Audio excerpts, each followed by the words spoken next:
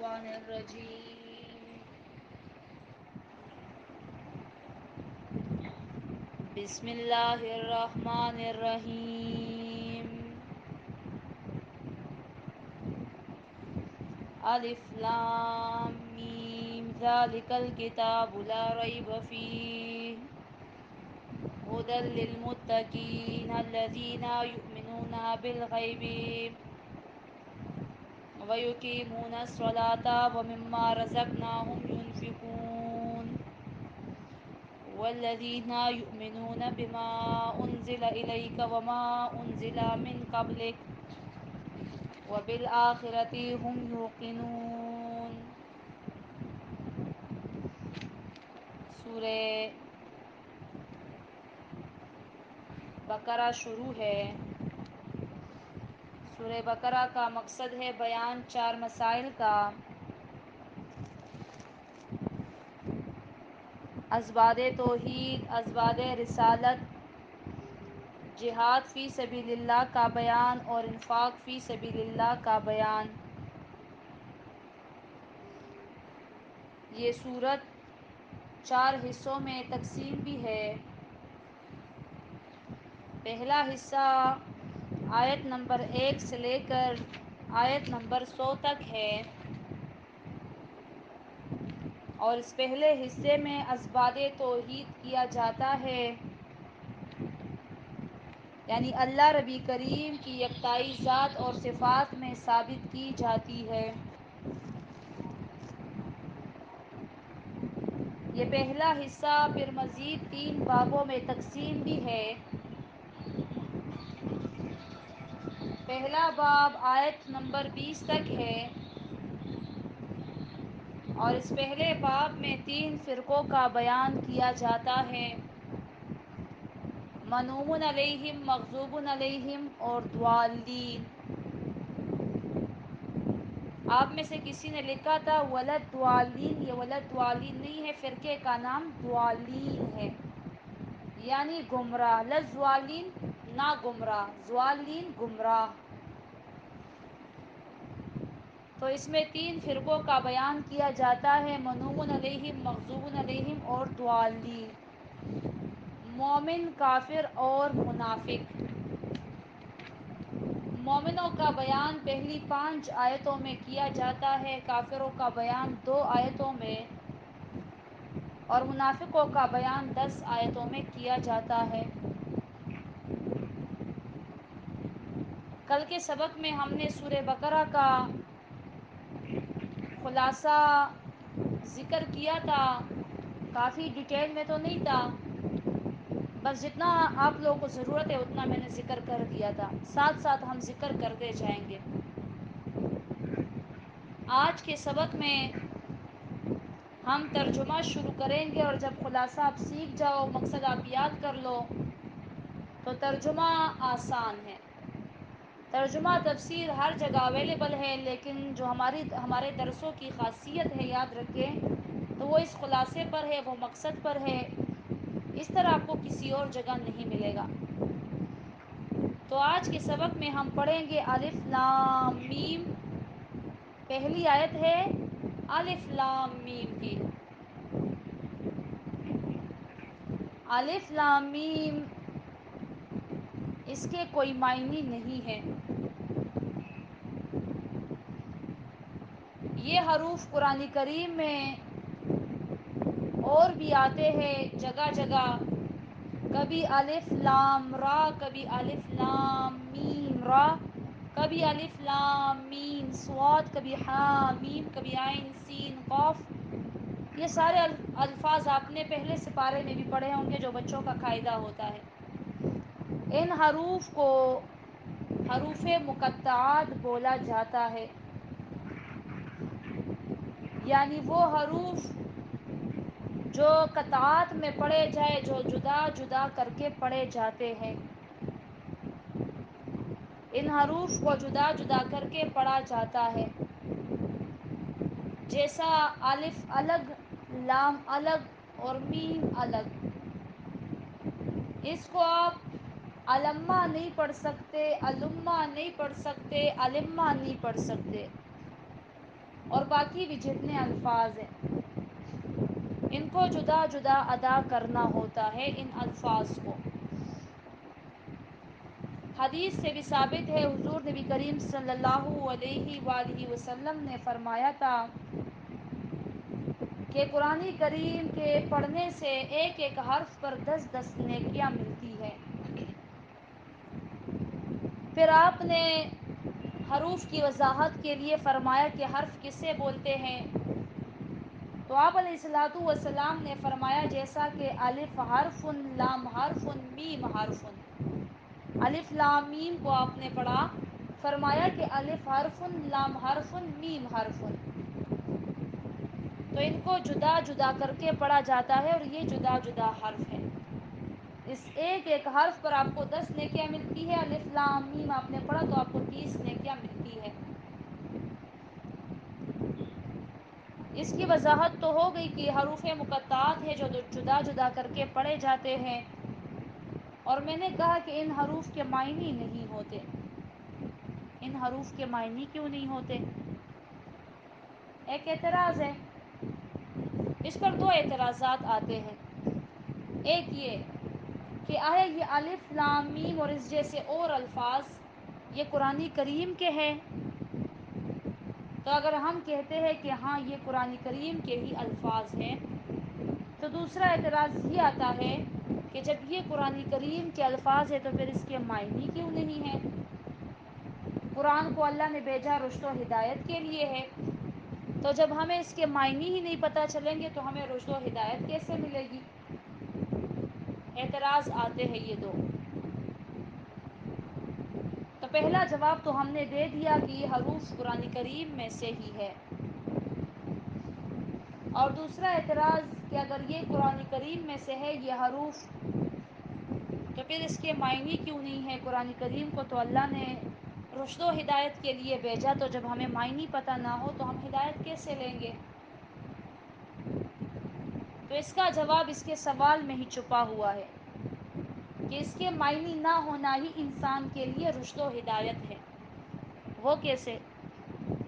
اس میں بھی انسان کو ایک علم دیا جاتا ہے، یہ سکھایا جاتا ہے، اس میں بھی انسان کے لیے ہدایت ہے کہ جن حروف کے معنی اللہ ربی کریم نے نہ بھیجے ہو، دنیا کا کوئی بھی بڑا انسان ہو یا عالم ہو وہ ان حروف کے معنی نکال کر بتائے ذرا.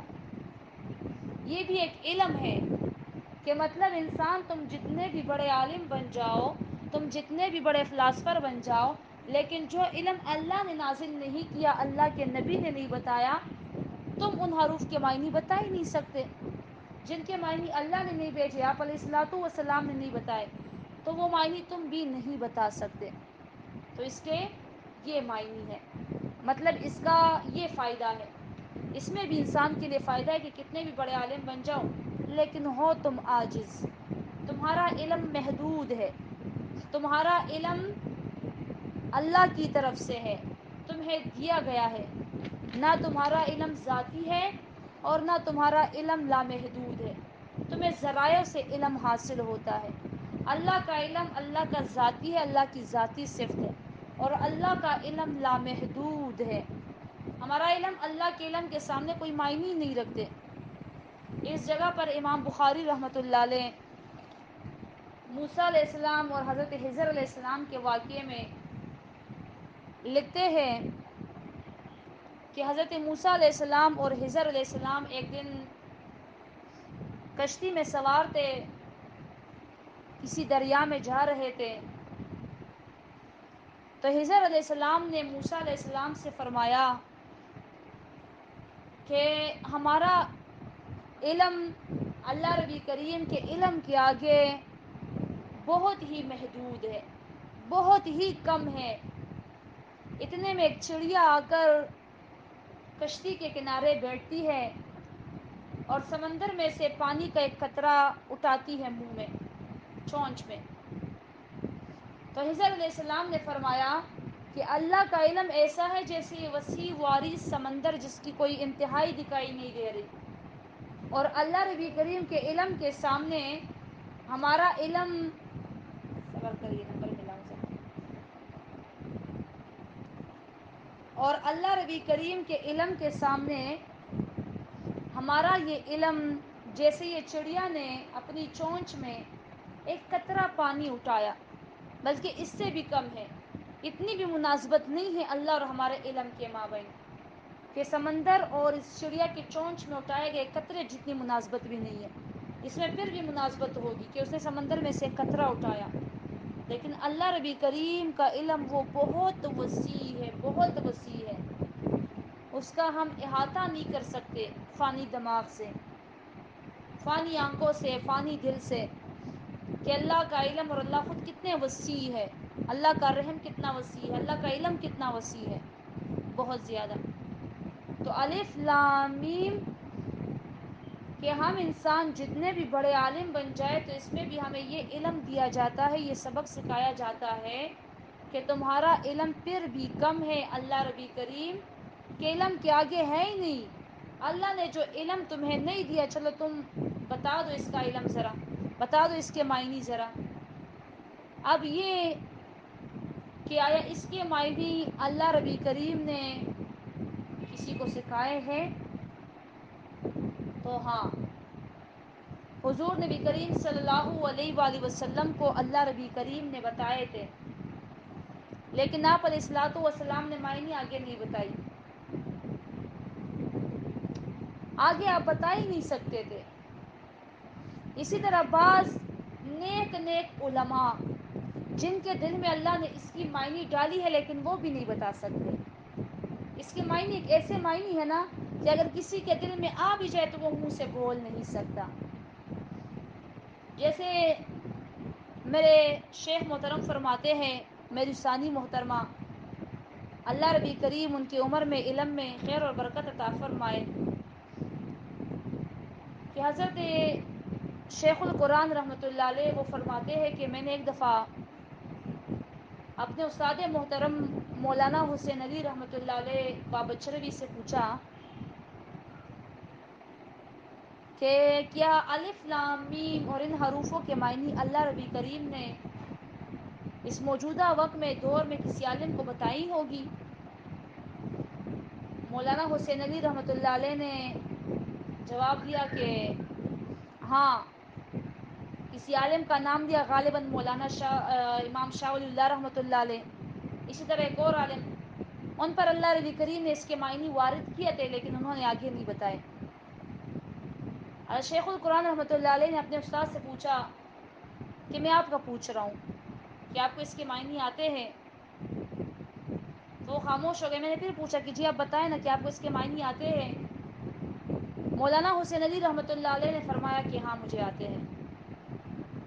حضرت شیخ القرآن رحمۃ اللہ علیہ نے پوچھا کہ پھر آپ مجھے بتا دیجئے ذرا اس کے کیا معنی ہے؟ مولانا صاحب نے فرمایا کہ میں بتا نہیں سکتا۔ شیخ القرآن نے فرمایا ایسا کیسے ہو سکتا ہے؟ بندے کو ایک چیز آ سکتی ہو اور وہ بتا نہ سکتا ہو، ایسا تو ہوتا ہی نہیں ہے۔ مولانا حسین علی رحمۃ اللہ علیہ نے فرمایا واقعی میں نہیں بتا سکتا۔ کہتے آپ کیوں نہیں بتا سکتے؟ مولانا حسین علی رحمۃ اللہ علیہ نے اپنے شاگرد شیخ القرآن رحمۃ اللہ علیہ سے پوچھا کہ تم مجھے بتاؤ گڑ کیسا ہوتا ہے؟ شیخ القرآن رحمۃ اللہ علیہ نے بتایا میٹھا ہوتا ہے۔ نہیں، تم مجھے بتاؤ کیسا میٹھا ہوتا ہے؟ جی بس میٹھا ہوتا ہے۔ کیسا میٹھا ہوتا ہے؟ تم مجھے بتاؤ ذرا۔ کہتے جی میٹھا ہوتا ہے، باقی میں نہیں بتا سکتا کہ کیسے میٹھا ہوتا ہے، یہ خود چکھو تو آپ کو پتہ چلے گا کہ کیسے میٹھا ہوتا ہے۔ مولانا حسین علی رحمۃ اللہ علیہ نے جواب میں فرمایا کہ بالکل یہی بات، یہ گڑ میں نے چکھا ہے، صرف مجھے ہی پتہ ہے کہ کیسا میٹھا ہے، یہ میں تمہیں نہیں بتا سکتا کہ کیسے میٹھا ہے، جب تم چکھو گے تو تمہیں بھی پتہ چلے گا۔ مطلب یہ کہ یہ ایک ایسا، اس کے ایک ایسے معنی ہے کہ جس کو اللہ چکھا دے تو چکھا دے، وہ آگے نہیں بتا سکتا، کیونکہ اس کے معنی کو اللہ نے پھیلایا ہی نہیں ہے، کسی کو دیا ہی نہیں ہے۔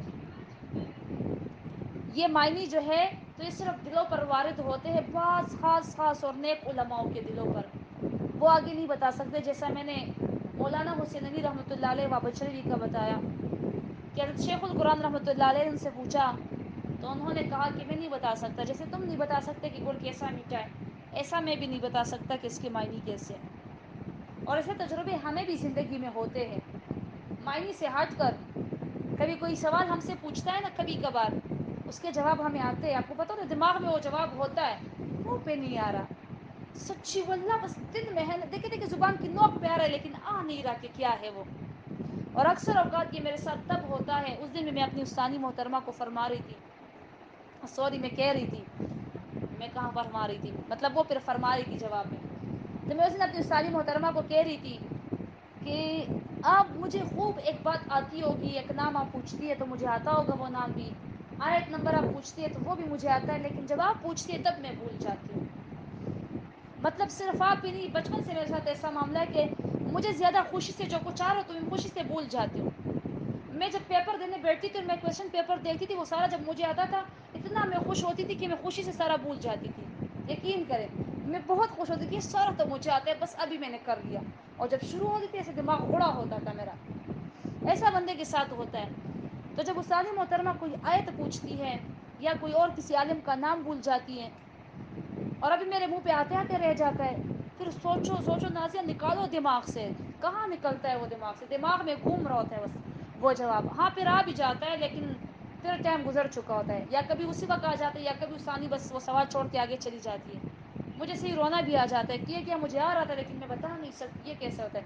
استانی کے سامنے زیادہ ہوتا ہے کیونکہ ان کا روب ہوتا ہے, قرآن کا بھی روب ہوتا ہے. آیا وہ بھی مجھے بھول جاتا ہے, بلکہ بھولتا نہیں ہے, دماغ میں ہوتا ہے لیکن زبان پہ میرے آتا ہی نہیں ہے. تو یہ ایسی حالت ہوتی ہے. اب الف لام میم کے بارے میں بعض علماء کرام نے تفنن کیا ہوا ہے.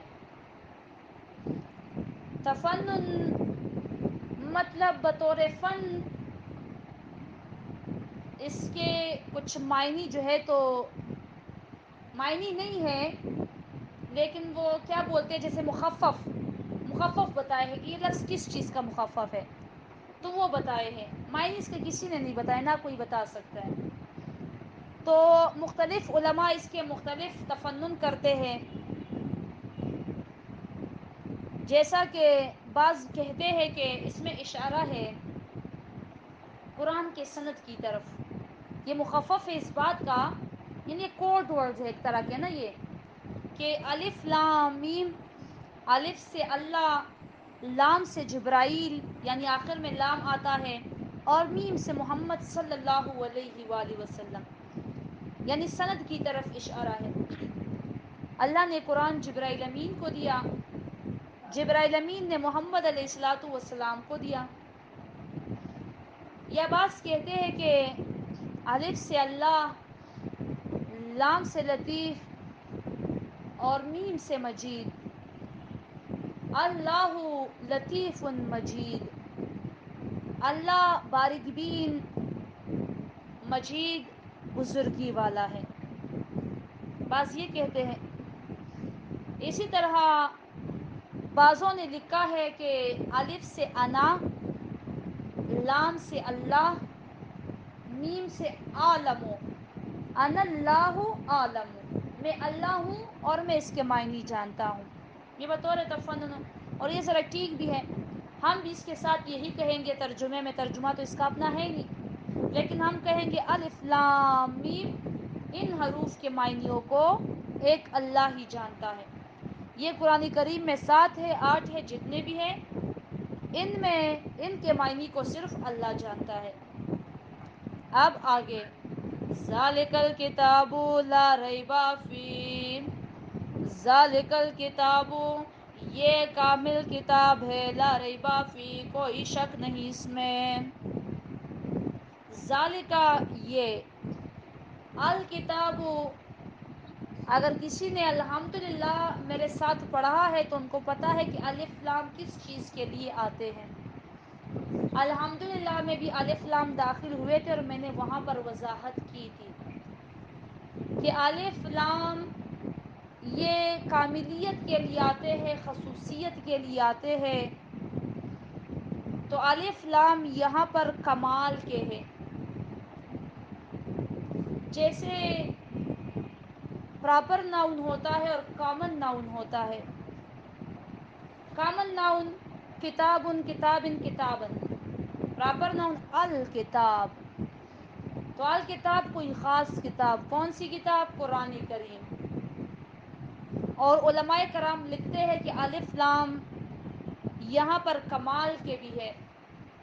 یعنی کاملیت کے ہے، کامل کتاب ہے، یہ خاص کتاب جو کہ کامل کتاب ہے۔ کس چیز میں کامل ہے؟ ایمان کے اصولوں میں یہ کامل کتاب ہے کہ اس میں ایمان کے اصول کامل ذکر ہوئے ہیں، ایمان کے اصولوں پر یہ کامل ہے۔ یعنی ایمان کے لیے ہمیں کسی اور کتاب کی ضرورت اور حاجت نہیں ہے۔ ہم نے اپنے ایمانوں کو ٹھیک کرنا ہے تو اس کتاب کے ذریعے، اپنے عقیدے کو ٹھیک کرنا ہے تو اس کتاب کے ذریعے۔ یاد رکھیے قرآن کریم کے علاوہ چاہے جتنی بڑی بڑی کتابیں لکھی جا چکی ہیں، ایمانیات پر کوئی کتاب پوری نہیں لکھی گئی، کامل نہیں لکھی گئی۔ یہاں تک کہ احادیث میں بھی ایمان کامل نہیں ذکر ہوا۔ ایمان کامل ذکر ہوتا ہے اور ایمان کامل ہوتا ہے قرآن کریم کے ذریعے۔ یہی قرآن کریم انسان کے غلط عقائد کا، شکوک اور شبہات کا، توہمات کا صفایا کرتی ہے اور انسان کو ایمان میں کاملیت کے درجے پر پہنچاتی ہے، جہاں پھر اس کا رب ہو اور وہ اور یقین ہو، اللہ ربی کریم پر ایمان ہو، کامل ایمان ہو کہ میرے ساتھ جو کچھ ہوا اللہ کی طرف سے، جو کچھ ہو رہا ہے اللہ کی طرف سے، جو ہونا ہے اللہ کی طرف سے، تو یہ بندہ پھر بندوں سے گلے شکوے سارا کچھ چھوڑ دیتا ہے۔ اس کو کامل ایمان اور یقین اللہ ربی کریم پر ہو جاتا ہے کہ اللہ تو نہ چاہے تو میرے ساتھ کوئی کچھ نہیں کر سکتا، نہیں کر سکتا نا، اللہ نہ چاہے تو آپ کو کوئی انسان ایسے پر بھی نہیں مار سکتا، پرندہ بھی پر نہیں مار سکتا آپ کے آگے، انسان بھی آپ کو تھوڑی سی تکلیف بھی نہیں پہنچا سکتا۔ اور یہ ایمان ذکر ہوتا ہے سورۃ الانعام آیت نمبر 17 میں اللہ فرماتے ہیں وَإِيَمْسَسْكَ اللَّهُ بِضُرٍّ فَلَا كَاشِفَ لَهُ إِلَّا هُوَ وَإِيَمْسَسْكَ اللَّهُ بِضُرٍّ فَلَا كَاشِفَ لَهُ إِلَّا هُوَ، اور اگر پہنچائے تمہیں کوئی تکلیف، اور اگر پہنچائے تمہیں اللہ کوئی تکلیف، معمولی سی تکلیف، تمہارا ناخن کٹ جائے، تمہیں سوئی چبھ جائے، تمہیں کانٹا چبھ جائے، تمہیں دانا نکل آئے، تمہارے سر میں درد ہو، تمہیں چھوٹی سے چھوٹی تکلیف پہنچانے والا اللہ ہے۔ وہی یمسسک اللہ بضر، اور اگر پہنچائے تمہیں کوئی تکلیف اللہ، معمولی سی تکلیف، فلا کاشف لہ الا ہو، تو نہیں ہے اس تکلیف کو ہٹانے والا مگر یہی اللہ۔ اس تکلیف کو ہٹائے گا بھی اللہ، نہ ڈاکٹر ہٹا سکتا ہے، نہ انسان ہٹا سکتے ہیں، نہ تم خود ہٹا سکتے ہو، الا ہو، سوائے اللہ کے۔ یہ باقی تو صرف ذرائع ہے، وہ دل کی خوشی کا باعث ہے، دل کے اطمینان کے لیے ہم ڈاکٹر کے پاس چلے جاتے ہیں، اور اللہ نے اسباب پیدا فرمائے ہیں، دوائیاں، ڈاکٹر، اللہ نبی کریم نے ان کو علم دیا ہے نا، لیکن اللہ کے علم دینے کے باوجود بھی، دوائیاں استعمال کرنے کے باوجود بھی یاد رکھے شفا اللہ کے ہاتھ میں ہے۔ فلا کاشف لہ الا ہو، تکلیفیں ہٹانا، غم دور کرنا اللہ کے ہاتھ میں۔ سکون کی 10 گولیاں کھا لو، اللہ نہ دے سکون تو آپ کو گولیوں سے بھی سکون نہیں ملتا، یاد رکھیں۔ سکون، پریشانی کا ہٹنا، غموں کا ہٹنا، تکالیف کا ہٹنا اللہ کی طرف سے۔ وَإِيَمْسَسْكَ بِخَيْرٍ فَهُوَ عَلَى كُلِّ شَيْءٍ قَدِيرٌ وَإِيَمْسَسْكَ بِخَيْرٍ، اور اگر پہنچائے یہ اللہ کوئی فائدہ، وَإِيَمْسَسْكَ، اور اگر پہنچائے یہ اللہ تمہیں بخیرن کوئی فائدہ، فَهُوَ عَلَى كُلِّ شَيْءٍ قَدِيرٌ، تو یہ اللہ ہر ایک چیز پر قدرت رکھنے والا ہے۔ پوری دنیا اکٹھی ہو جائے تمہارے ارد گرد، ہم نے اس سے یہ خوشی چھین لینی ہے، ہم نے اس سے یہ فائدہ لے لینا ہے، فَهُوَ عَلَى كُلِّ شَيْءٍ قَدِيرٌ، تمہارا رب اس فائدے کو کسی کو چھیننے نہیں دے گا، وہ خوشی تم سے چھیننے نہیں دے گا کسی کو، وہ صحت تم سے چھیننے نہیں دے گا کسی کو۔ ہاں اگر پھر اللہ چاہے تو ہو سکتا ہے، اللہ نہ چاہے نا تو مخلوق آپ کو نہ خوشی پہنچا سکتی ہے، اور مخلوق نہ آپ کو غم پہنچا سکتے ہیں، نہ تکلیف پہنچا سکتے ہیں۔ اگر پہنچاتے ہیں، جس طرح یہ ڈاکٹر دوائیاں یہ صحت کے لیے ایک سبب ہے نا، ایک سبب ٹھہرتا ہے، یاد رکھے اسی طرح اللہ کی یہ مخلوق بھی ایک سبب ہے تکلیف پہنچانے کے لیے۔ مسبب الاسباب تو اللہ ہے، ہوتا تو حکم اللہ کی طرف سے ہے، کیونکہ یہ تکالیف، یہ رکاوٹیں، یہ امتحانات آپ کی زندگی میں اللہ نے لکھے ہوتے ہیں۔ یہ آزمائشیں آپ کی زندگی میں اللہ نے لکھی ہوتی ہے. جس جگہ سے آپ کو دکھ ہوتا ہے وہاں سے آپ کو اللہ اور آزماتا ہے. جس جگہ آپ کو زیادہ محبت ہوتی ہے وہاں سے آپ کو اللہ مزید آزماتا ہے. تو اس کو بولا جاتا ہے ایمان. کامل ایمان ہو آپ کا اللہ پر کہ جب اللہ چاہے تو سب کچھ ہوگا، اللہ نہ چاہے تو کچھ نہیں ہو سکتا. تو یہ ایمان کامل ہوتا ہے قرآن کریم سے. قرآن کریم کے سوا انسان پریشان ہوتا ہے، وری ہوتا ہے، گھبراہٹ کا شکار ہوتا ہے، کافی تکالیف اس کو ہوتی ہے. لیکن قرآن پڑھ کر اس کو سکون اور اطمینان حاصل ہوتا ہے. وہ اس کی بے چینی ختم ہو جاتی ہے، اس کی بے سکونی اور گھبراہٹ ختم ہو جاتی ہے، کیونکہ اس کو یقین اللہ پر ہو جاتے. اللہ ہمیں ایسا کامل ایمان اور یقین عطا فرما دے کہ جہاں پر پیچھے سے قوم فرعون ہو اور آگے دریا ہو ایسے ٹاٹے مارتا ہوا، ایسا پانی ہو، اور ہم پھر بھی کہے کہ ان اللہ معی ربی، میرے ساتھ میرا رب ہے. رب وہ جلد ہے کہ مجھے کوئی رستہ دکھائے گا. موسیٰ علیہ السلام کا ایمان تھا. باہر کافروں کی آوازیں آ رہی ہو، کافر ٹٹک کر رکے ہو، غار کے نیچے ان کے پاؤں نظر آ رہے ہو، اور غار کے اندر وہ ابھی جھانک کے رہے ہو. ابوبکر صدیق گھبرا جاتے، غم ہوتا ہے کہ یا رسول اللہ کافر تو کڑے ہو گئے، اور اندر ایمان والی آواز آتی ہو، نہ نہ نہ نہ ڈرو ابوبکر، لا تحزن ان اللہ معنا، اللہ ہمارے ساتھ ہے. یہ والا ایمان ہوتا ہے، یہ والا یقین ہوتا ہے. یہ ہمیں نصیب نہیں ہوتا، پتہ نہیں کیوں. اللہ ہمیں یہ والا یقین نصیب کرے، اللہ ہمیں یہ والا ایمان نصیب کرے کہ اگر کوئی ہمارے سر پر بم پھوڑ دینا، ہماری ابھی مدت پوری نہیں ہوئی تو بم ہمیں کوئی نقصان نہیں پہنچا سکے. جو بھی ہو جائے، دنیا یہاں سے وہاں ہو جائے، جب تک میرا اللہ میرے ساتھ ہے مجھے کوئی نقصان نہیں پہنچا سکتا. جب اللہ کی امداد مجھ سے اٹھ جائے گی تو ایک کیڑا بھی مجھے نقصان پہنچائے گا. تو اللہ پر یقین، یہ کامل یقین، یہ کامل ایمان کہاں سے حاصل ہوتا ہے؟ یہ قرآن کریم سے حاصل ہوتا ہے. تو ذالک الکتاب، یہ کامل کتاب ہے ایمان کے اصولوں پر. اس کتاب میں ایمان کے اصول واضح واضح بیان ہوئے ہیں، باقی کسی کتاب میں نہیں. حضرت شیخ القرآن رحمۃ اللہ علیہ کا واقعہ یہاں پر میرے اساتذہ کرام ذکر کرتے ہیں. ان کے واقعات کے ساتھ آیت کی وضاحت بھی ہو جاتی ہے، تھوڑا بہت ان کا حق بھی ادا ہو جاتا ہے، اور ان کو دعاؤں میں بھی یاد رکھ لیتے ہیں ہم. حضرت شیخ القرآن رحمۃ اللہ علیہ فرماتے ہیں کہ میں گیا ہوا تھا مکے حج ادا کرنے کے لیے، تو وہاں پر کوئی پروگرام تھا غالباً، تو اس میں مجھے بھی دعوت دی گئی تھی. میں بھی تھا اس میں، میرے ساتھ میرا ایک ساتھی بھی تھا. اور وہاں پر وہاں کا وہ آیا تھا، کیا بولتے ہیں، کیا کہتے ہیں، نہیں وزیر عدل تھا غالباً. وزیر عدل بھی آیا تھا، شیخ ابراہیم وزیر عدل تھے غالباً. تو شیخ ابراہیم بھی وہاں پر آئے ہوئے تھے. تو میں اپنے ساتھ اپنی کتاب لے کر گیا تھا، سمت الدرر. تو میں نے یہ کتاب اپنے شاگرد کو دی اور کہا کہ اس کو شیخ ابراہیم کے پاس لے جاؤ، اس کتاب کو ان کو دے دو ذرا. وہ کتاب وہ ان کے پاس لے گئے، ان کو دکھا دی وہ کتاب. انہوں نے وہ کتاب جب پڑھی، اب اس نے میرے شاگرد سے پوچھا کہ جس نے یہ کتاب لکھی ہے کیا یہ عالم زندہ ہے؟ میرے شاگرد نے کہا زندہ نہیں بلکہ بنفس نفیس یہاں آپ کے سامنے موجود بھی ہے. کہتے میں اس سے ملنا چاہتا ہوں. جلدی سے وہ کھڑے ہو گئے. شیخ القرآن فرماتے ہیں میں بھی کھڑا ہو گیا. ہم جب آپس میں ملے تو ابھی بہت نیک دل لوگ ہیں. جلدی سے وہ میرے گلے ملے اور کہا کہ تم نے بالکل میرے دادا جی کی طرح کتاب لکھی ہے، بالکل ان کی طرح توحید پر مبنی کتاب لکھی ہے. یہ کتاب توحید پر، مطلب توحید کے اصول تم نے اس میں کھل کر بیان کیے جیسے میرے دادا جی نے کیے. ان کے دادا محمد بن عبد الوہاب رحمۃ اللہ علیہ تھے، تحریک کے جو بانی تھے، جن کی وجہ سے سعودی عرب میں اسلام ایک دفعہ پھر سے زندہ ہوا. تو شیخ القرآن بھی تو شیخ القرآن تھے، ہم ہوتے تو خوشی سے پھولے نہ سماتے. شیخ القرآن رحمۃ اللہ علیہ جواب میں کہتے ہیں نا، یہ کتاب تیرے دادا جی کی کتاب سے بالکل مختلف ہے، اس سے اچھی ہے. یہ وہ حیران رہ گئے، کہتے کیسے؟ شیخ القرآن رحمۃ اللہ علیہ نے فرمایا دیکھو بات یہ ہے کہ تمہارے دادا جی نے ایمان کو، ایمانیات کو احادیث سے ثابت کیا ہے، جبکہ ایمان میں کامل جو کتاب ہے تو وہ قرآن ہے. ایمان کو ثابت کیا جاتا ہے قرآن کریم سے، اور میری اس کتاب میں نے ایمان کو ثابت کیا ہے قرآن کریم سے.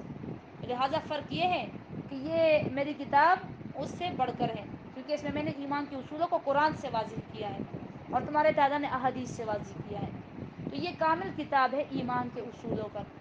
ذالک الکتاب، یہ کامل کتاب ہے ایمان کے اصولوں پر. لا ریب فیہ، کوئی شک نہیں اس میں، کوئی شک نہیں اس میں. کس چیز کا شک نہیں؟ کہ یہ اللہ کی طرف سے ہے. یہاں پر مختصراً ذکر ہوا سورہ یونس میں آیت نمبر 37 میں، اور سورہ الف لام میم سجدہ آیت نمبر 1 میں پھر وہاں پر وضاحت ہوتی ہے. الف لام میم تنزیل الکتاب من رب العالمین. اللہ ربی کریم وہاں پر فرماتے ہیں سورہ سجدہ میں الف لام میم تنزیل الکتاب لا ریب فیہ. تنزیل الکتاب پہلی اور دوسری آیت ہے. نازل ہونا اس کتاب کا اللہ کی طرف سے ہے. لا ریب فیہ، نہیں کوئی شک اس میں، من رب العالمین کی اللہ کی طرف، یہ مخلوقات کے رب کی طرف سے ہے. کوئی شک نہیں اس میں کہ یہ مخلوقات کے رب کی طرف سے ہے. یہ والا شک اس میں نہیں، یہ والا شک اس میں کوئی نہیں کرتا. اسی طرح سورہ یونس آیت نمبر 38، یہ نکالے ذرا، وہ تو میں نے ایسے ہی پڑھی آیت، وہ نوٹ کر لے اپنے پاس اور یہ نکالے. سورہ یونس آیت نمبر 38، 38،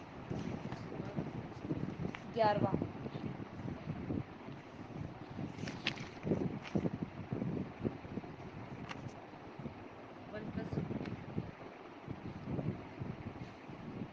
آیت نمبر 37 ہے، سوری میں نے کہا 37 ہی کہا تھا، اب میرے منہ سے 38 نکلا.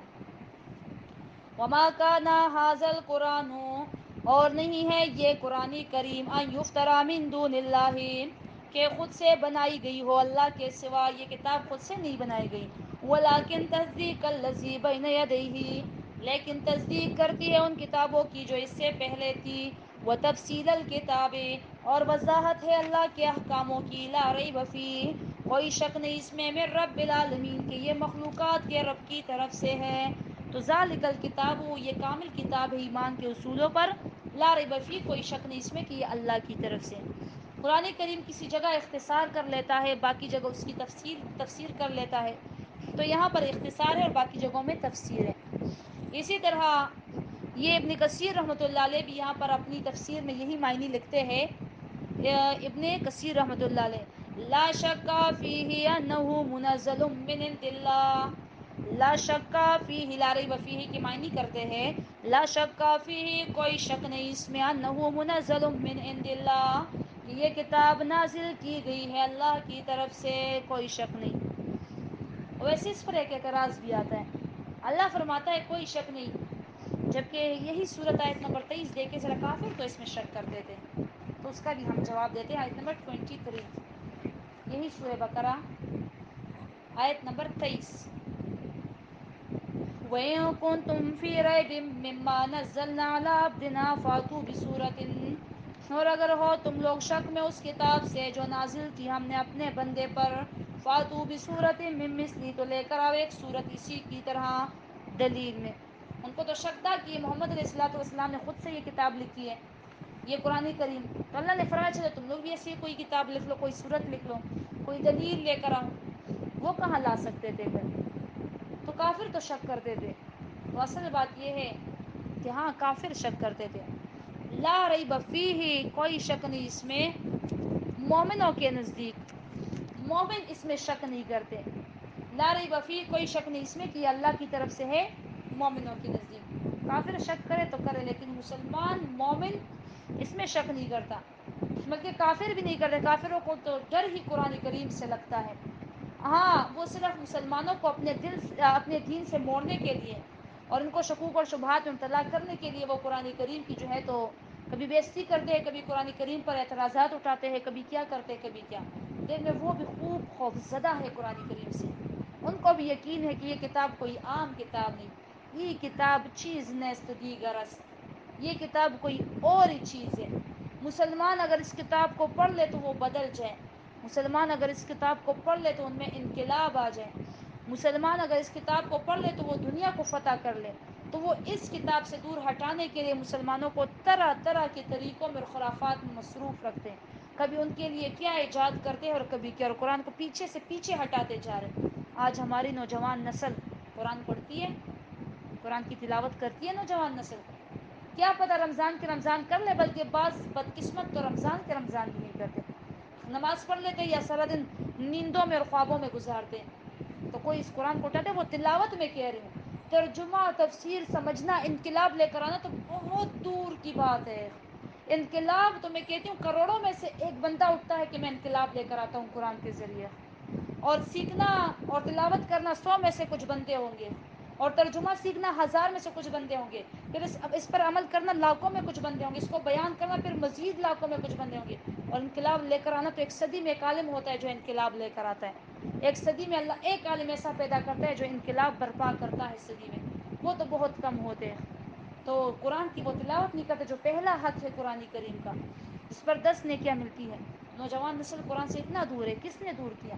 انہی انگریزوں نے، انہی عیسائیوں نے ایسے تعلیموں میں ان کو مبتلا کر دیا نا، ایسے تعلیموں میں کہ بچوں کو وقت ہی نہیں ملتا، صبح سے لے کر یہ شام رات تک صرف پڑھنا پڑھنا پڑھنا اور پھر پڑھنا۔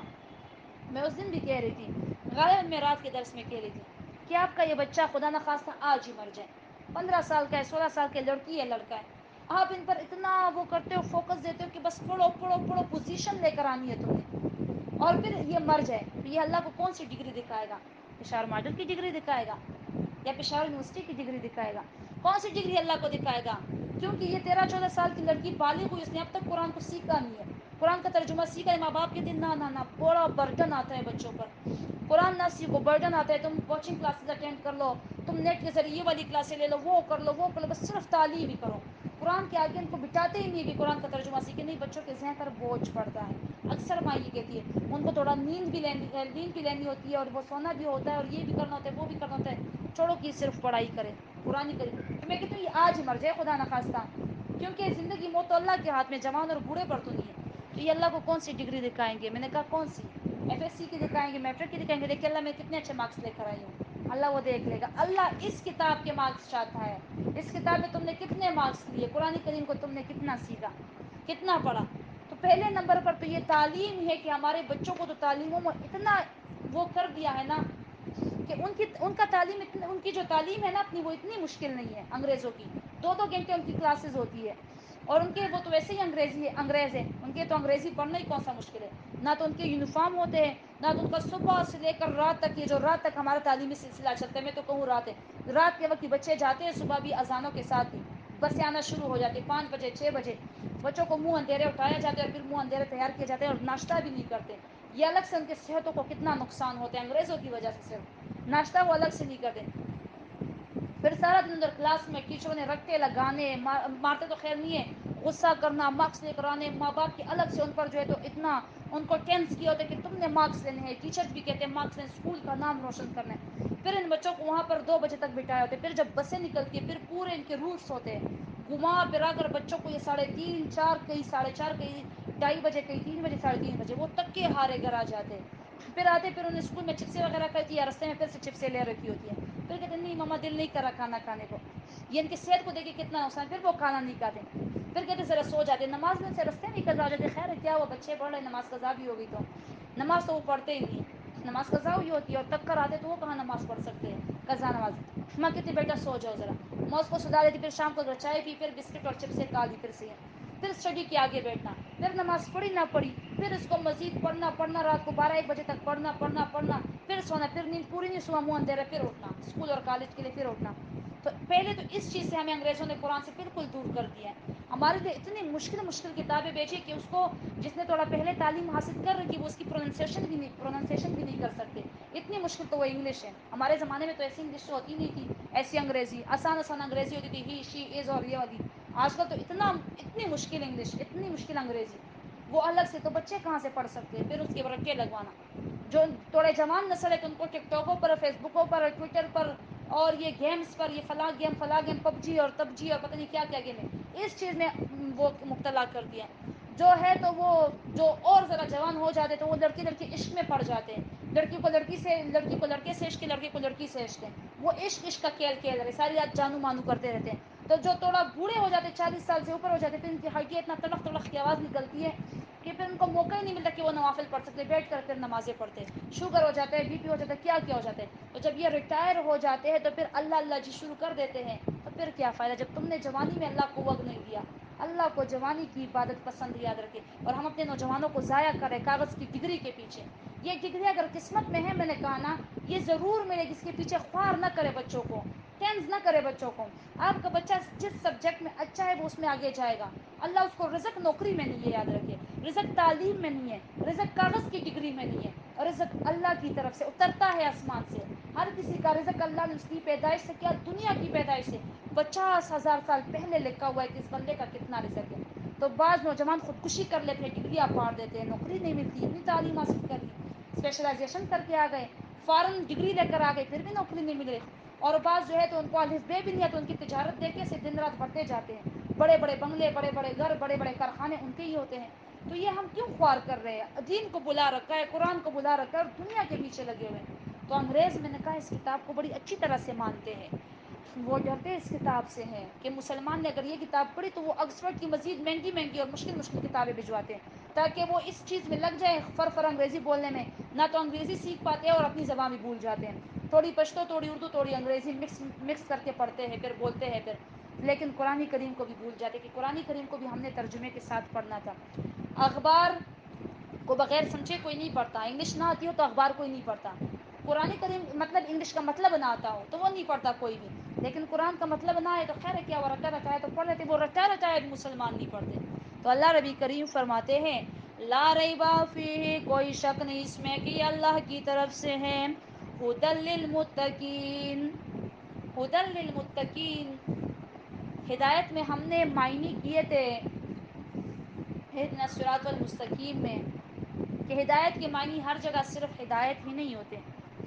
عام تفسیروں اور ترجموں میں آپ دیکھیں تو لکھا ہوتا ہے ہدایت ہے متقیوں کے لیے، پرہیزگاروں کے لیے. تو اعتراض اس پر یہ آتا ہے جو آلریڈی پرہیزگار ہے تو ان کے لیے کیا ہدایت ہے؟ جب پرہیزگار ہی ہے، متقی ہے، مزید کیا کس چیز کی ہدایت ہے؟ چلو صحیح ہے، پرہیزگاروں کو بھی ہدایت کی ضرورت ہوتی ہے. لیکن اس پر ایک اعتراض قرآن کی طرف سے ہوتا ہے. نکالے ذرا یہ سورہ بقرہ آیت نمبر 185، دوسرا پارہ 185.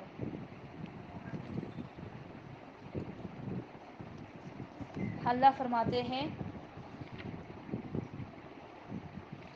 شہر رمضان الذی انزل فیہ القرآن ھدی للناس. مہینہ رمضان کا وہ ہے نازل ہوا جس میں قرآن کیا ہے؟ ھدی للناس، ہدایت ہے لوگوں کے لیے. فرق سمجھ آ گئی آپ کو؟ یہاں پر کہا جاتا ہے 85 میں، 185 میں ھدی للناس، ہدایت ہے عام لوگوں کے لیے. جبکہ ادھر آیت نمبر 2 میں کیا کہا جا رہا ہے؟ ھدی للمتقین، ہدایت ہے پرہیزگاروں کے لیے. قرآن آپس میں ٹکراؤ ہو رہا ہے. اصل میں نے کہا قرینے کو دیکھا جاتا ہے. اب جب یہاں پر متقی کا لفظ آیا ہے، قرینہ پیچھے متقی کا لگا ہے، تو ہدایت کے معنی تم کر دو نا، مضبوطی ہے. کیا ہے؟ مضبوطی ہے، ثابت قدمی ہے پرہیزگاروں کے لیے.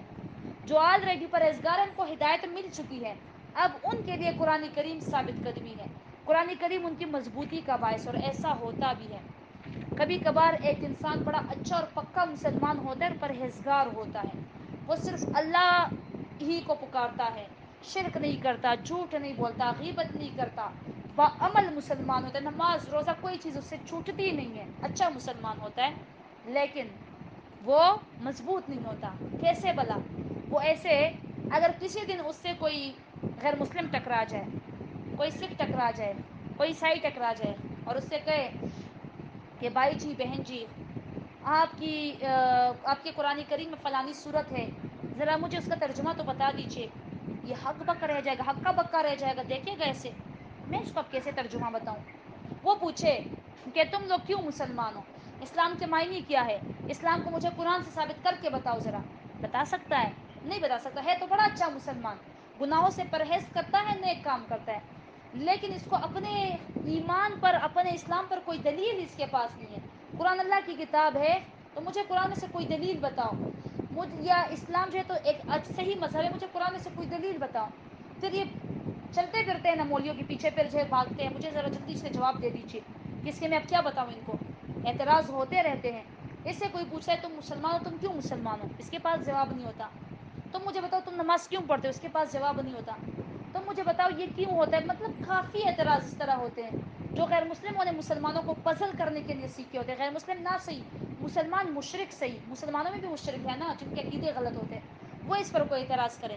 اس کے پاس کوئی جواب ہی نہیں ہوتا اپنے عقیدے کو ثابت کرنے کے لیے، ایمان کو صحیح ثابت کرنے کے لیے کہ یہ اللہ کو ہی کیوں پکارتا ہے اور یہ باقی بھی تو اللہ کے وسیلے ہیں. پھر یہ کہتے ہیں اب میں کیا جواب دوں. تو یہ مضبوط تب ہوتا ہے، اس کو اپنے ایمان پر دلائل تب ملتے ہیں جب یہ قرآن کو سیکھ لیتا ہے. پھر اس سے کوئی بھی بات نہیں کر سکتا. پھر یہ آگے سے ایسے جواب دیتا ہے نا کہ سارے ایسے حیران رہ جاتے ہیں، ہائے تم لوگوں کو تو بڑی اچھی طرح سے قرآن آتا ہے، تم لوگ تو قرآن میں بڑا آگے جا چکے ہو، تم لوگ کس سے قرآن سیکھ رہے ہو، تم نے تو مجھے خاموش کر دیا. ایسا ہوتا ہے، مجھے ساتھی اکثر و بیشتر بتا دیتے ہیں جن کے مناظرے ہوئے ہو کبھی کسی سے کبھی کسی سے، مجھے سارے ساتھی تقریباً بتاتے ہیں کہ انہوں نے ان کو لاجواب کر دیا ہوتا ہے جو باقی ہوتے باقی لوگ ہوتے ہیں. تو جنہوں نے قرآن پڑھا ہوتا ہے اور جنہوں نے نہیں پڑھا ہوتا اس میں زمین آسمان کا فرق ہوتا ہے. قرآن والے مضبوط ہوتے ہیں، ان کو اپنے ایمان پر دلائل مل جاتے ہیں، اپنے اسلام پر دلائل مل جاتے ہیں، یہ کسی سے بھی مناظرہ اور مباحثہ کر سکتے ہیں. جبکہ یہ باقی جو پرہیزگار ہوتے ہیں تو یہ اسی وقت ہار جاتے ہیں، مضبوط نہیں ہوتے، ڈماڈول ہوتے ہیں. تو جب یہ قرآن کریم کو پڑھتے ہیں تو یہ مضبوط ہو جاتا ہے. تو ہدی للمتقین مضبوطی ہے پرہیزگاروں کے لیے. اور یہ اللہ ربی کریم اس طرح کا قرآن کریم میں فرمایا بھی ہے کہ مضبوطی ہے پرہیزگاروں کے لیے. ذرا نکالے سورہ فرقان 32 کہ کس طرح انسان کا ایمان پہلے کمزور ہوتا ہے اور پھر مضبوط ہو جاتے ہیں. 19ویں پارے کا پہلا ہی صفحہ ہے سورہ فرقان آیت نمبر 32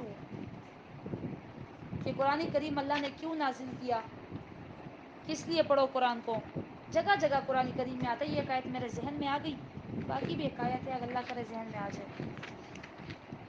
وقال الذین کفروا لولا نزل علیہ القرآن. سورہ فرقان 19واں پارہ آیت نمبر 32. وقال الذین کفروا لولا نزل علیہ القرآن، اور کہتے ہیں وہ لوگ کفروا جنہوں نے انکار کیا، لولا نزل علیہ القرآن، کیوں لولا نزل علیہ القرآن، کیوں نہیں نازل ہوتا اس پر قرآن کریم ایک ہی دفعہ. کذالک لنثبت بہ فؤادک، کذالک بات اسی طرح ہے تاکہ مضبوط کرے اس قرآن پر تمہارے دل کو. اللہ فرماتے ہیں اس قرآن کریم پر تمہارے دل کو میں مضبوط کر دیتا ہوں. قرآن کریم پر دل مضبوط ہوتے ہیں. تھوڑا تھوڑا جب یہ بیان کیا جاتا ہے تو اس طرح بندے کو دلائل ملتے جاتے ہیں اور وہ سیکھتا جاتا ہے. انہوں نے اعتراض کیا ایک ساتھ ہی سارا نازل ہو جاتا جیسے تورات تھا. اللہ نے فرمایا نہیں، میں نے قرآن کو تھوڑا تھوڑا نازل کیا تاکہ دل کو مضبوطی ملے. سورہ ابراہیم نکالے ذرا. بندے کا ایمان تو ہوتا ہے لیکن وہ مضبوط کیسے ہوتا ہے، دلائل اس کو کیسے ملتے ہیں، قرآن کریم کے ذریعے. سورہ ابراہیم 14واں پارہ یا 13واں پارہ ہے، 14واں پارہ ہے، 13واں ہے، آیت نمبر 27. جلدی جلدی نکالا کرے، انشاءاللہ قرآن کے ساتھ آپ کی انگلی آدھی ہو جائے گی، خود بخود آیتیں نکل آیا کرے گی. قرآن سے جب دوستی ہوگی آپ کی، آپ انگلی ایسے کرو گے وہ آیت نکل آئے گی. سورہ ابراہیم آیت نمبر 27. یثبت اللہ الذین آمنوا بالقول الثابت فی الحیاۃ الدنیا، مضبوط کرتا ہے اللہ ان لوگوں کو جو ایمان لائے ہیں بالقول اپنی ہی بات پر، بالقول ثابت مضبوط بات پر، یعنی قرآن کریم کے مضبوط بیان پر. مضبوط کرتا ہے اللہ ان لوگوں کو جو ایمان لائے، ثابت قدم کرتا ہے اللہ ان لوگوں کو جو ایمان لائے بالقول ثابت بیان مضبوط پر، فی الحیاۃ الدنیا و فی الآخرۃ، دنیا اور آخرت میں، دنیا کی زندگی میں، و فی الآخرۃ اسے علماء معنی کرتے قبر میں، اور قبر میں، وَيُضِلُّ اللَّهُ الظَّالِمِينَ اور گمراہی میں چھوڑتا ہے اللہ ظالموں کو. تو یہاں پر ہم نے معنی کی ہدایت کا تیسرا مرتبہ. ہدی للمتقین مضبوطی ہے پرہیزگاروں کے لیے. پھر ایسے یہ پرہیزگار مضبوط ہو جاتے ہیں، نہ یہ موت سے ڈرتے ہیں، نہ یہ بادشاہ سے ڈرتے ہیں، نہ یہ کسی بھی چیز سے یہ پھر خوف نہیں کھاتے سوائے اللہ کے. اور اس پر صحابہ کرام کے بہت سارے واقعات جو ہے تو وہ موجود ہیں. اس میں سے ایک دو واقعات میں ذکر کر دیتی ہوں. ایک واقعہ چلو ذکر کر دیتی ہوں کہ جب ان کو ایمان نصیب ہوتا ہے تو یہ پھر کتنے مضبوط ہو جاتے ہیں. صحابی تھے حضرت عبداللہ ابن حذافہ رضی اللہ تعالیٰ عنہ. ان کو عمر فاروق رضی اللہ تعالیٰ عنہ نے کسی مشن پر بھیجا تھا. وہ تھے اور ان کے ساتھ ان کے 300 ساتھی تھے غالباً. تو وہ یہ گئے تھے کسی مشن پر، تو وہاں عیسائی بادشاہ کو یہ بڑے پسند آئے. مطلب وہ جو دوسری طرح پسند ہوتے اپنے لیے پسند آئے کہ یہ کافر ہو جائے. تو اس نے کہا عیسائی بادشاہ نے کہ تم عیسائیت قبول کر لو. اس نے انکار کیا. بادشاہ نے کہا دیکھو میں تمہیں آدھی بادشاہی دے دوں گا. اس نے انکار کیا. بادشاہ نے کہا دیکھو میں اپنی یہ جوان خوبصورت بیٹی بادشاہ کے ساتھ کھڑی تھی, اس شہزادی سے تمہاری شادی کر دوں. کتنے ہوں گے جو اس طرح کے, ڈونلڈ ٹرمپ ہے اسے کہا جو میں تمہاری بیٹی سے شادی کراتا ہوں تمہیں آدھا امریکہ دیتا ہوں. کتنے مسلمان ایمانوں سے ہاتھ دھو لیں گے بتائیے ذرا. ویسے ہی دھوتے رہتے ہیں آئے دن جو ہے تو استغفر اللہ معاذ اللہ, پیسوں کے لوگ قادیانی بن رہے, پیسوں کے لوگ شیعہ بن رہے, اور جو ہے تو سیاسی پناہ لینے کے لیے امریکہ جرمنی جا رہے, کوئی گستاخی کر کے وہاں چلے جاتے ہیں. مسلمان تو بڑے لالچی ہے, بہت ہی زیادہ حوث پرست اور لالچی لوگ ہیں. اس نے کہا کہ الا من شاء, مگر اچھے بھی ہوتے ہیں. اس نے کہا کہ نہیں بادشاہ میں جو ہے تو عیسائی نہیں ہوتا. بادشاہ نے اس کو سزا دینے کے لیے کمرے میں بند کر دیا. اس کو بھوکا پیاسا چھوڑا, ایسا بھوکا پیاسا چھوڑا کہ کافی دن تک. اس کے ساتھ عورت کو بھی بند کیا کہ اس کو دیکھے گا تو عورت سے کافی دور ہے اپنی بیوی بچوں سے, تو اس کو دیکھے گا تو کوئی غلط کام کر لے گا. لیکن عورت بھی واپس نکل آئی کہ آپ نے مجھے کس چیز کے ساتھ باندھا ہوا ہے, وہ تو میری طرف دیکھتا ہی نہیں ہے. واپس نکل آئی وہ عورت بھی. خیر بادشاہ نے کافی بھوک کے بعد اس کو, جب بھوک سے کافی گزارا, 3-4 دن بعد یا ہفتے بعد بادشاہ نے اس کو سور کا گوشت لا کر رکھ دیا. حالانکہ سور کا گوشت اس کے لیے جائز تھا, لیکن اس نے نہیں کھایا. حالت اضطرار میں سور کا گوشت جائز ہوتا ہے, بادشاہ نے بھی اس کے آگے سور کا گوشت رکھ دیا. وہ تالی جو تھی, وہ جو کھانے کی پلیٹ تھی, جو بھی تھا وہ واپس ایسے ہی نکل آیا. بادشاہ حیران ہوا, اس کے پاس چلا گیا کہ تم نے یہ گوشت کیوں نہیں کھایا. اس نے کہا بادشاہ مجھے پتہ ہے کہ یہ گوشت میرے لیے اس وقت حلال ہے کہ میں بھوکا ہوں, صرف تجھے خوش کرنے کے لیے میں نے یہ گوشت, صرف تجھے خفا کرنے کے لیے میں نے یہ گوشت نہیں کھایا, صرف تجھے ناخوش کرنے کے لیے میں نے یہ گوشت نہیں کھایا. کہ میں کھاتا تو تم بڑا خوش ہو جاتے نا, میں کافروں کو خوش نہیں کر سکتا. ایسے مضبوط لوگ تھے صحابہ, ایسے لوگ تھے. وہ جو نامور تھے وہ تو کچھ اور ہی طرح مضبوط تھے. یہ وہ باقی صحابہ ہے جو زیادہ نامور بھی نہیں ہے. عبداللہ ابن حذافہ رضی اللہ تعالیٰ عنہ نے جب یہ بات کہی تو بادشاہ کو مزید غصہ آیا. بادشاہ نے کہا بس اب ان کو میں مار دیتا ہوں سب کو.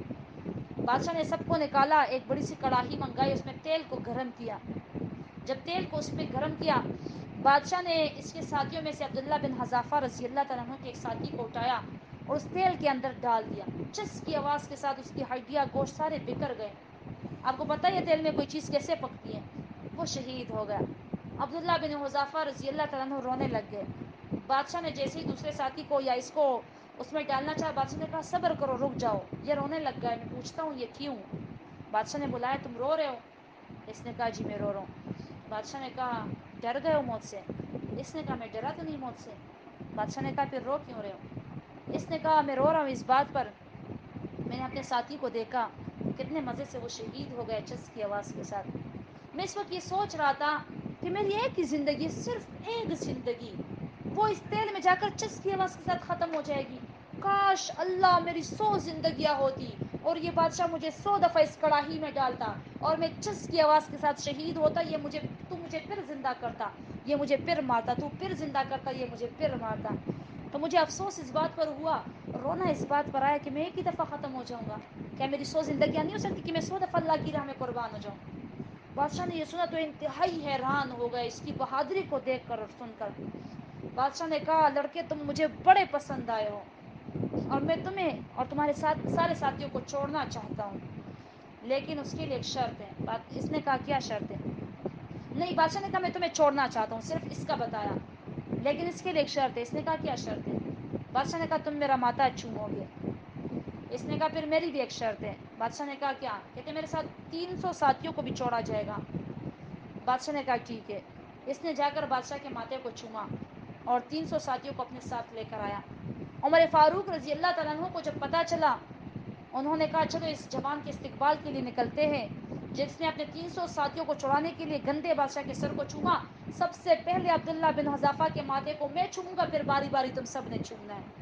یہ تھے صحابہ حضور نبی کریم صلی اللہ علیہ وآلہ وسلم کے. بھلا یہ کیوں اتنے مضبوط ہوئے تھے, کیوں بہادر ہوئے تھے.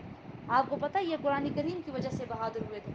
یہی پہلے بھی یہی لوگ تھے جو پتھر سے بھی ڈرا کرتے تھے, جو جنات سے بھی ڈرا کرتے تھے, جو بتوں سے لکڑیوں سے بھی ڈرا کرتے تھے, جو رات کے اندھیرے سے بھی ڈرا کرتے تھے. اور یہی صحابہ جب پھر قرآن کریم کے ساتھ ان کی زندگی وابستہ ہوئی, یہ بے خوف ہو گئے, یہ دلیر ہو گئے, یہ بہادر ہو گئے, یہ مضبوط ہو گئے. عمرو بن العاص رضی اللہ تعالیٰ عنہ فاتح مصر, انہوں نے جب مصر کو فتح کیا, انہوں نے اپنے ساتھیوں سے کہا کہ میں یہاں مصر میں کوئی چھاونی بنانا چاہتا ہوں فوجیوں کی. لوگوں نے کہا جی ہماری جگہ حاضر ہے، کسی نے کہا ہماری جگہ حاضر ہے۔ بادشاہ نے کہا میں آبادی میں نہیں، میں جنگل میں چھاونی بنانا چاہتا ہوں۔ لوگوں نے کہا نہیں جی جنگل میں تو بڑا خطرہ ہے، آپ جنگل میں جاؤ گے تو وہاں پر زہریلے اور وحشی درندے اور یہ جانور ہیں سارے، آپ وہاں کیسے جائیں گے؟ عمرو بن العاص رضی اللہ تعالیٰ عنہ فرماتے ہیں یہ کیا بات ہوئی، میں ان کو تقریر کر لوں گا، وہ سارے جنگل سے نکل جائیں گے، میں چاونی جنگل میں بناؤں گا، آبادی کو میں خراب نہیں کرنا چاہتا۔ لوگ حیران کہ صحابہ رسول جنگل کے جانوروں کو بھلا کیا تقریر کریں گے؟ سارے لوگ پیچھے پیچھے عمرو بن العاص آگے آگے چلے گئے، جنگل کے اس پر کھڑے ہو گئے، جنگل کے دہانے پر، مطلب شروع میں ہی، اور جانوروں کو تقریر شروع کر دی۔ اے جنگل کے جانوروں، عربی میرے ذہن سے اب نکل گئی، عربی بھی اس کی بڑی پیاری ہے۔ پہلا لفظ میرے ذہن میں آ جائے تو پھر باقی آسان ہوتی، لیکن پہلا لفظ میرے ذہن سے نکل گیا۔ یا صباح بس چھوڑے، اس نے جنگل کے جانوروں کو اعلان کیا کہ اے جنگل کے جانوروں، اے جنگل کے کیڑے مکوڑوں، اور ہم یہاں پر داخل ہوئے ہیں، ہم یہاں رسول صلی اللہ علیہ وسلم کے صحابی ہیں اور ہم یہاں پر داخل ہونا چاہتے ہیں، اور میں یہاں پر چاونی بنانا چاہتا ہوں، اور میں تم سب کو وارننگ دیتا ہوں کہ تم سارے یہاں سے نکل جاؤ، اور میں نے جس کو فمن وجدناکم، میں نے جس کو تم میں سے پایا قتلناکم، میں تم سب کو قتل کر دوں گا، سارے جانور یہاں سے نکل جاؤ، مجھے چھاونی کے لیے جگہ دے دو۔ راوی ذکر کرتا ہے شیر نے اپنے بچے کو منہ میں پکڑ کر سر نیچے کر کے نکل رہا ہے، سانپ نے اپنے بچے کو منہ میں پکڑا ہے اور جنگل سے نکل رہا ہے، رینگ رہا ہے، ہر ایک جانور نے سر نیچے کر کے جو ہے تو نکل رہا ہے، رینگ کر باہر نکل رہا ہے، اور جو ہے تو جنگل سے، اور صحابہ رسول صلی اللہ علیہ وآلہ وسلم کو جگہ دے رہے، اتنے بہادر، اتنا یقین اللہ پر، ان کو جنگل کے جانور جو ہے تو جگہ دیتے تھے، ان کو شیر رستے بتاتے تھے۔ ایک صحابی سے رستہ غلط ہو گیا، اس نے شیر سے کہا اے شیر خدا کے کتے، میں صحابی رسول ہوں، مجھ سے رستہ غلط ہو گیا، مجھے رستہ بتاؤ۔ شیر آگے آگے، صحابہ رسول پیچھے پیچھے، شیر رستہ ان کو بتاتے تھے۔ یہ ان کی ایمان کی مضبوطی تھی، یاد رکھیں، تم ایمان مضبوط کر لو، اللہ مخلوق خدا کو تمہارے بھی تابع کر دے گا، کیونکہ یہ مخلوق اللہ کی، اللہ جس کے بھی تابع کر دے۔ پہاڑ ان کو رستہ دیتے تھے، پہاڑ کسی صحابی کے رستے میں آیا تھا تو پہاڑ نے رستہ دے دیا، اور رستہ دیکھ کے صحابی گزر گئے۔ تو یہ کون؟ یہ کرامت ہے، اور یہ اللہ ربی کریم نے ان کے لیے تابع کیا تھا مخلوق کو، کیونکہ ان کی ایمانوں کی مضبوطی تھی۔ ہدی للمتقین، مضبوطی ہے پرہیزگاروں کے لیے۔ الف لام میم، ان حروف کے معنی کو ایک اللہ ہی جانتا ہے۔ ذالک الکتاب، یہ کامل کتاب ہے ایمان کے اصولوں پر، لا ریب فی، کوئی شک نہیں اس میں کہ یہ اللہ کی طرف سے ہے۔ ہدی للمتقین، مضبوطی ہے پرہیزگاروں کے لیے۔ اللہ ہمیں بھی مضبوط اور ثابت قدم فرمائے، تا موت، تا مرگ، تا زندگی، اللہ ہم سے دین کی خدمت لیتا رہے۔ دعا مانگے، دعا میں یاد